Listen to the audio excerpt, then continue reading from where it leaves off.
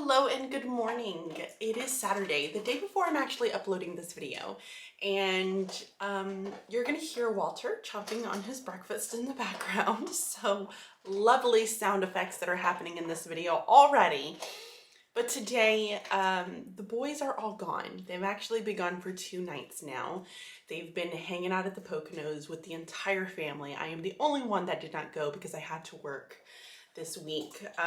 And I had to get a lot of things done for bridging literacy. So I figured today I would just take you guys along with me on a very cozy, quiet Saturday with no family at home. We're gonna go through and I'm gonna share a unit that I've been working on, and I'm gonna give you some behind the scenes of just owning a teacher online business. And then we're gonna just do some very cozy, comfy Saturday vibes today. So hope you have your coffee. I've got mine. These are brand new mugs from Target. Very excited about my mugs. And we're gonna head upstairs in just a little bit. First, we're gonna let Walter finish eating.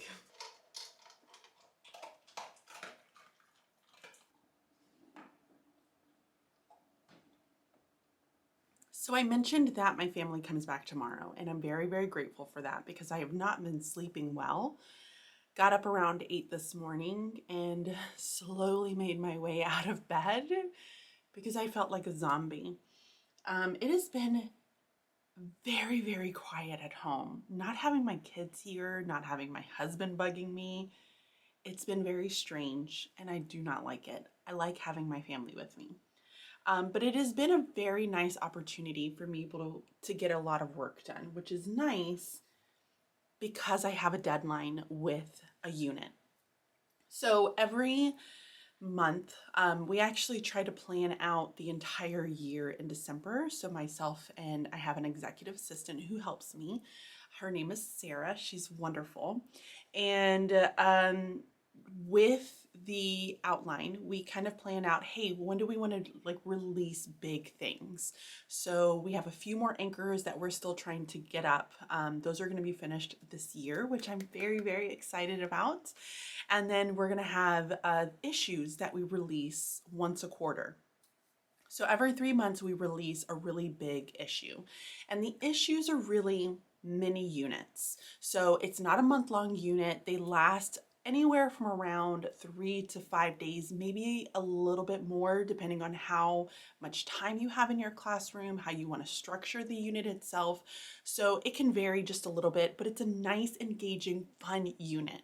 These are great for reviews. These are great for pockets of when you have weird time frames, right before breaks that you might be going on. So I'm thinking before Thanksgiving break or before Christmas break or spring break, whatever it might be. These are also really great as review for some units. And I make them around a specific theme. So there's always a focus. The one that I'm currently working on is figurative language. And when I created this figurative language unit in my head, I had a general idea of what I wanted to go for. I've been working on it for now over a month. So hear me out. I don't work on it consistently over the month because I'm doing so many other things and I have a job. Thanks, Walter. You good, babes? Are you good? Huh? Come here. No, we're not playing ball. Walter. Okay. Don't chew that ball to death. I'll throw a ball with you in a minute. Okay. So I don't work on them consistently over the time because I just can't do that.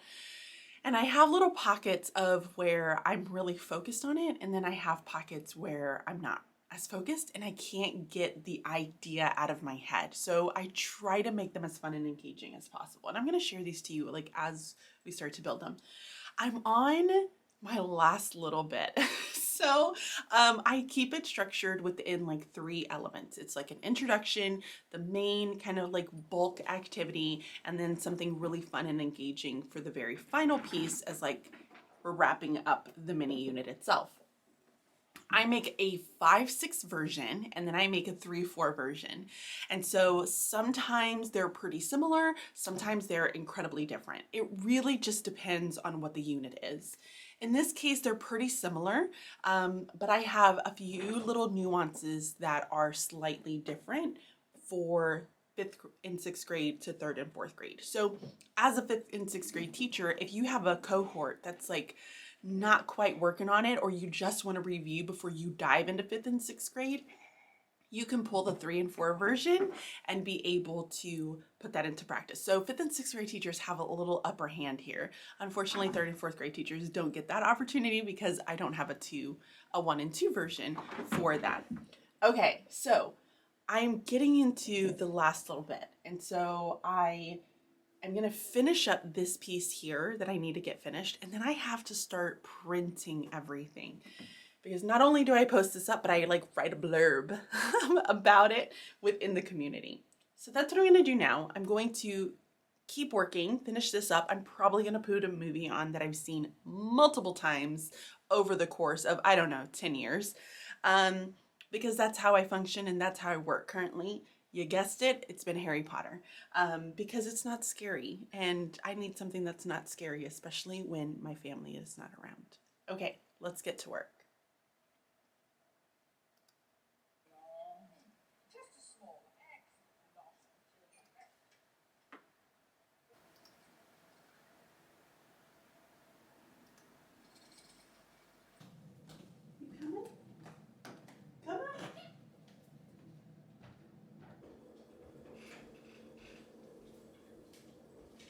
So as Walter now decides that he's going to drink a ton of water as I'm recording, I decided to take a little bit of a break. I am like this close to being done.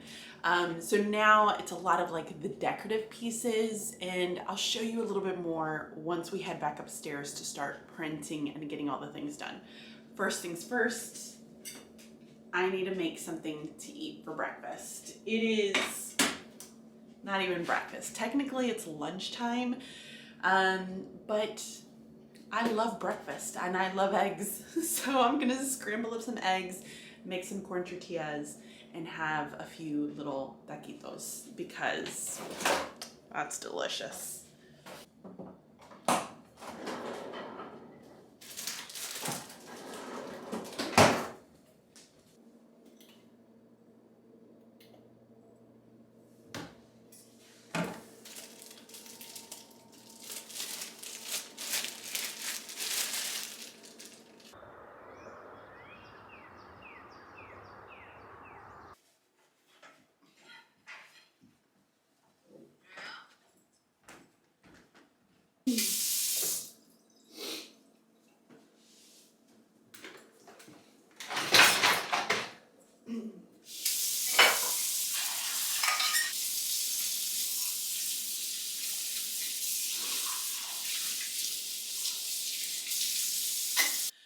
Okay, so I'm to the point now where I have finalized the unit. Oh my gosh.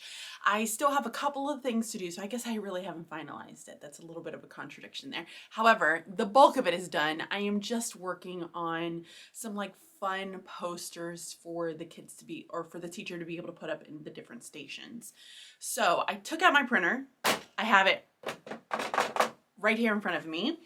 And I'm going to print out the entire unit. You're probably wondering, why in the world are you wasting paper like that? Well, because I like to show the pictures of the items that are folded, of the booklets, and putting some of those pieces together and what it might look like at a station.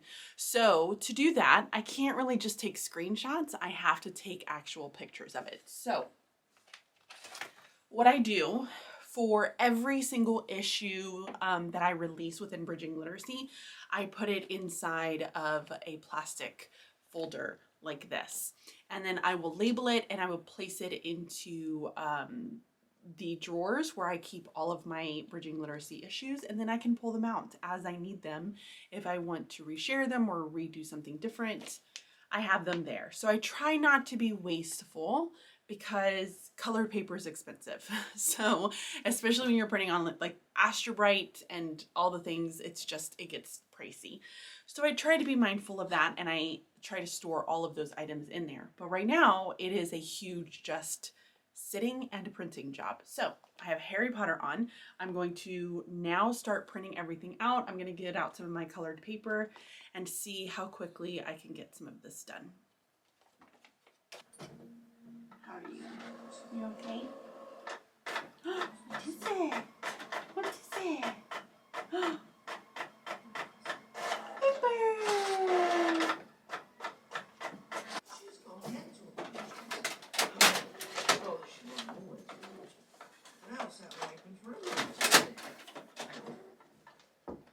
So to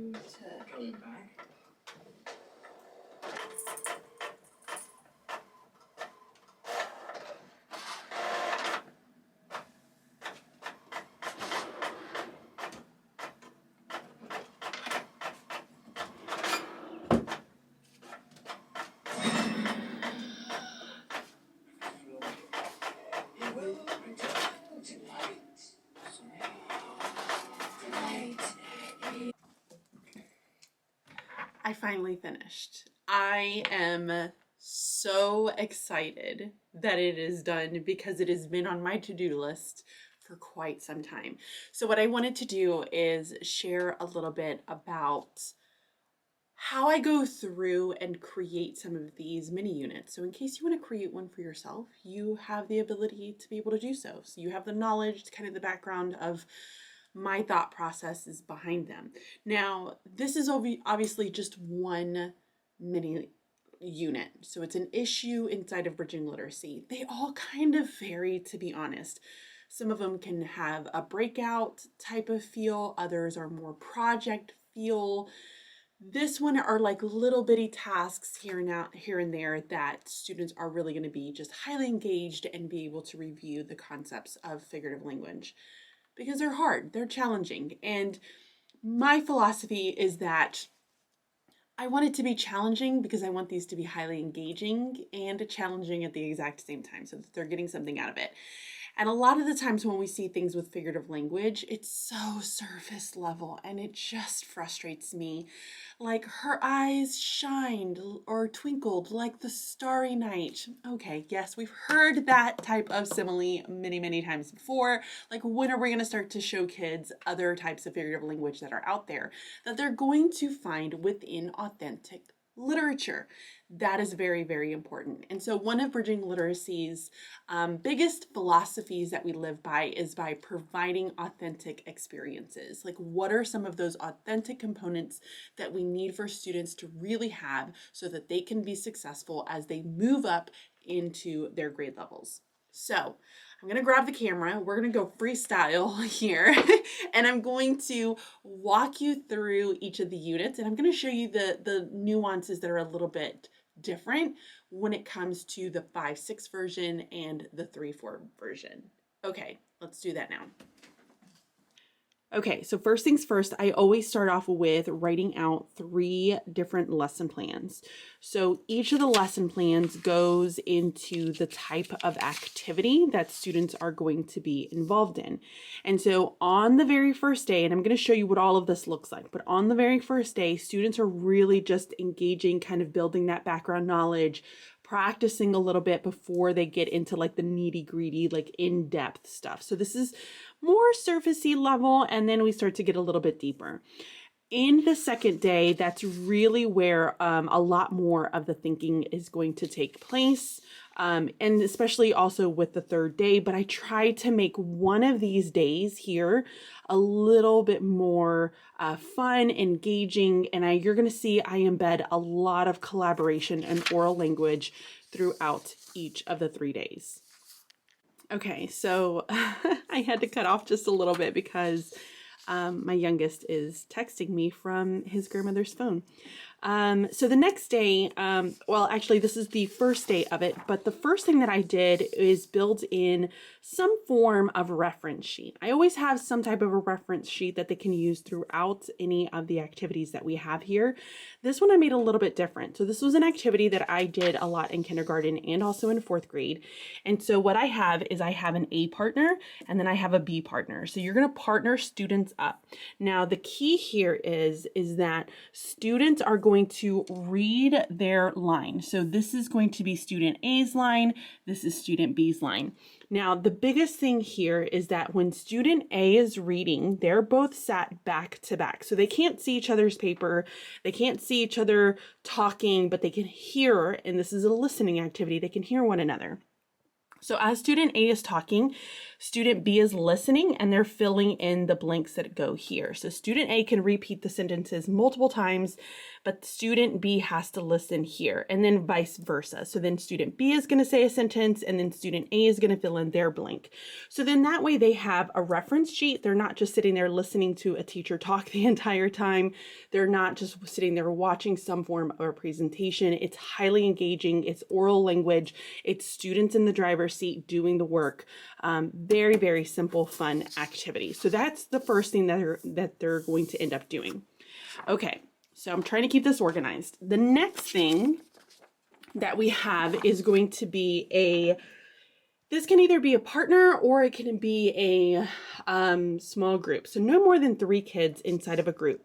But what it is task cards around the room. So each of the task cards are going to be placed around the room. You can see I printed them out here. And then what I have is that as students are completing it, they will find their answer and then write their answer on the answer sheet. So here's the answer sheet. And then depending on the answer they choose, it's going to tell them which card to go to. So when you first get started, you will have every group at a particular station. So you're going to have them say, this is your starting number, and this is going to be your number 1, and you're going to move through them. Let's say I get to 7 and I 11. I start at 11, I go to 7, and from 7 I go to 9 and I go to 13, but then all of a sudden I have to come back to 11. And I haven't finished the entire circuit, meaning I didn't get to all the cards before I had to come back. That means you did something wrong. The answer is incorrect, and so you have to go back and correct those answers. So students can track their circuit here.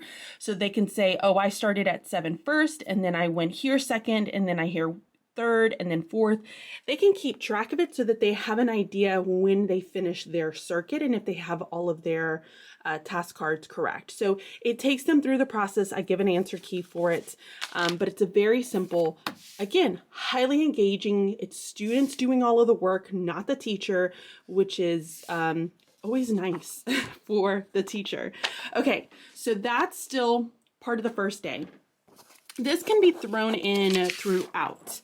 Now, this is just a board game, so this is going to look a little bit different, especially with 3rd and 4th grade, which, by the way, 3rd and 4th grade, they have certain figurative language, whereas 5th and 6th grade has more, and the complexities of the questions that are being asked on the task cards are a little bit different. Same goes with the board game itself. So the board game is going to have certain figurative language in there, and then it's excluding some of the ones that are in 5th and 6th grade's version. Students can work in pairs or in a group of like 3 or 4. The cards are going to go here. The cards are printed back and forth so that they have all of them there. So it has a little title on there. And then they're going to have little moving parts. Now, to build that, you can either purchase on Amazon like game pieces, like very generic game pieces, or the resource itself comes with these. And so what I do is I will print these out, laminate them, as you can see it's shiny, and then I will put a very small paper clip, binder clip on them. And what that does is it allows these to stand up, as you can see here, and to play the game. So then students are able to go and play the game here. So it works out. Obviously you see that it fell over a little bit there, but it's a very simple way to be able to do it, keeping with the theme of it. Students will pull the card, determine what figurative language it is, and there is an answer key. So one student is kind of holding the answer key while that student answers, and they're going to say number 21 is simile, and if they get it right, then they can go to the first simile on the page. And then if they have it wrong, they have to stay where they are. So they keep playing until somebody gets to the finish line there. So very simple, great way to continue practicing with students. They can move the deck.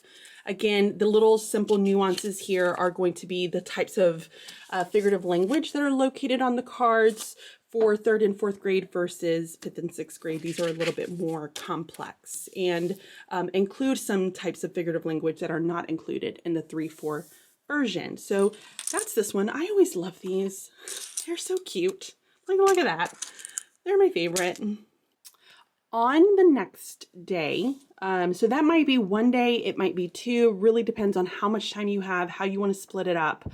You could even have the board game be added into this day so that if students finish up early and you want them to practice, they can use the board game to be able to practice. But on the next day, you're going to partner students up or small groups of no more than 3, and then students are going to read a text. So they have a short story. This one's all in a day. They're going to read the text, and as they read it, they're going to be charged with identifying figurative language. So they only have to identify 5 pieces of figurative language within that text. So they're going to give you the type of language that it is, the example, so they're going to write it in, they're going to tell what it means and include why the author includes it. Now in the 3-4 version, this column is not in the graphic organizer. So this is more geared toward 5th and 6th grade standards, whereas the other one really just goes into what is the meaning behind it. And the text is going to be different. So this is all in a day. 3-4 has the text 11, which is such a great text in order for students to read. So that's going to be the next day. And then you can have conversations with students. If you don't necessarily want to take it as a grade, you can sit down with learners and really just have conversations and talk about what types of figurative language they identified, if other groups had similar ones, if they want to share meanings with one another. It's a great conversation starter there. The last piece is probably the part that I love the most. So the last one is going to be stations. And these are all based around songs. So each student is going to receive their own personal songbook. And in the songbook, it's going to give them an introduction. And then it's going to go into the different lyrics that are available. Hold on, I'm going to check my texts. Blaine is currently sending me animal emojis. So each song lyric is going to have various questions and pieces that they have to do with it. So at their stations, they're going to have, and this is the one thing I don't have printed, but a little stand. If you have stands, I have like acrylic stands that I've purchased, and in it's going to have a poster of the artist and give you a little bit of information about that artist. And then there's going to be the song lyrics. So there will be enough of each song lyric to go at the table for each person to be able to hold on to. So you can laminate these for durability and then kind of reuse them year and year again. So each student's going to be reading one of these. They're going to go through it. They're going to answer the questions. If they have time, in the very back, I always try to have an extension where they choose their own song, they write the song, and then they also put in the figurative language that they were able to identify.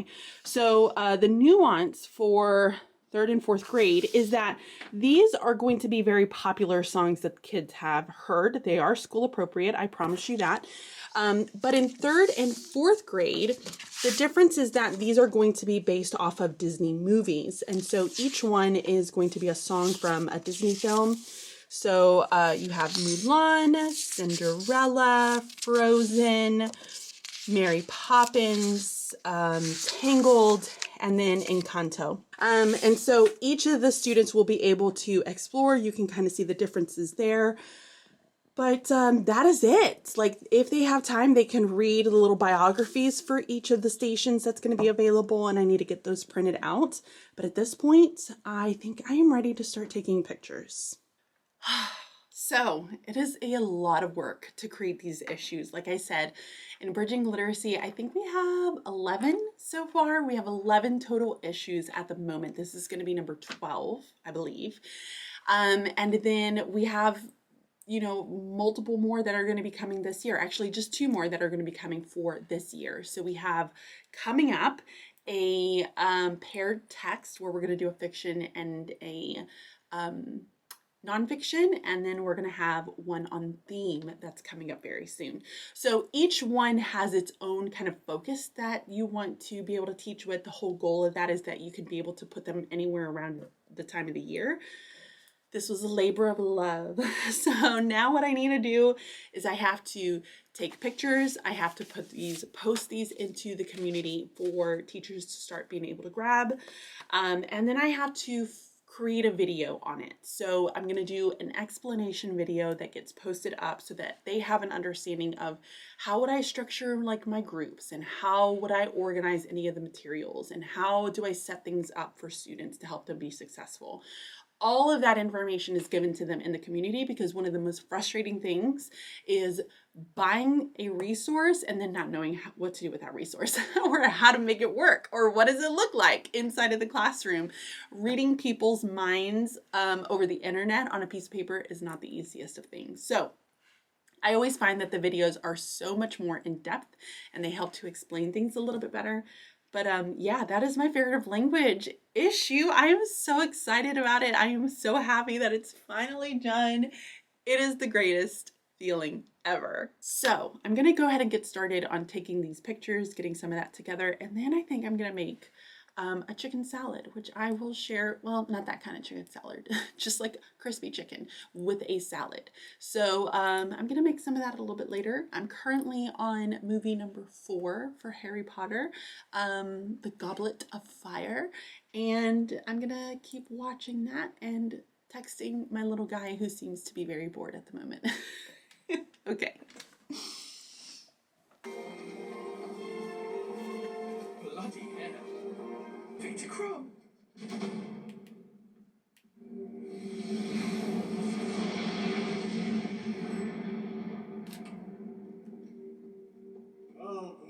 So I feel like it's only fitting to end the vlog exactly where I started it. Walter, babes, every time I start talking. So I figured it would be a good stopping point because I'm just exhausted. From getting up this morning at 8 o'clock, I feel like I've just been go with getting work done, recording, and now because my sweet husband is not here, I also have to be the editor of this video. Typically, he edits the videos for me. So I need to edit this video as well. So I'm gonna end it here. I do want to tell you guys that if you really enjoyed looking at the resource that I shared with you today, it's up in Bridging Literacy. It's up actually right now as you're watching this, because I have already launched it for them.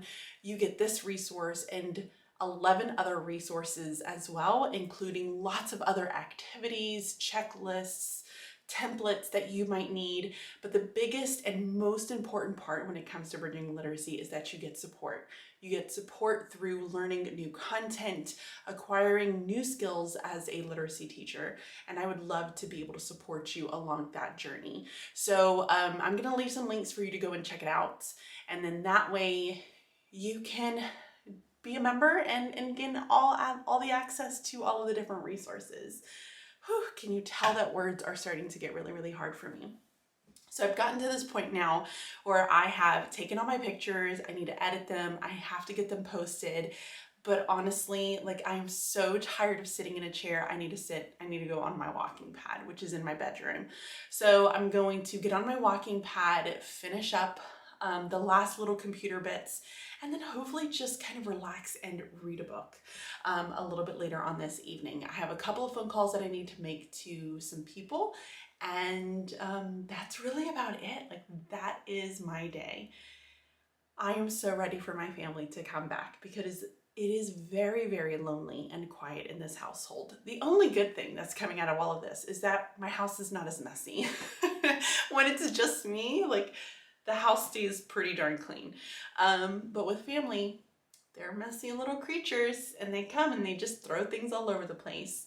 So thank you guys so much for joining me in on this very lonely, quiet Saturday. I appreciate you keeping me company, because I don't know what I would have done. It's like I have nobody to talk to. What do I do with myself? So thank you for keeping me company today and for joining me in on just kind of seeing the bits that I do when it comes to Bridging Literacy and the other parts of my business and the work that I do from day to day. If you have any questions on any of it, just let me know. I will be happy to answer those for you. And I hope to see you guys in the community. Thanks so much for watching, and I'll catch you all next time. Bye.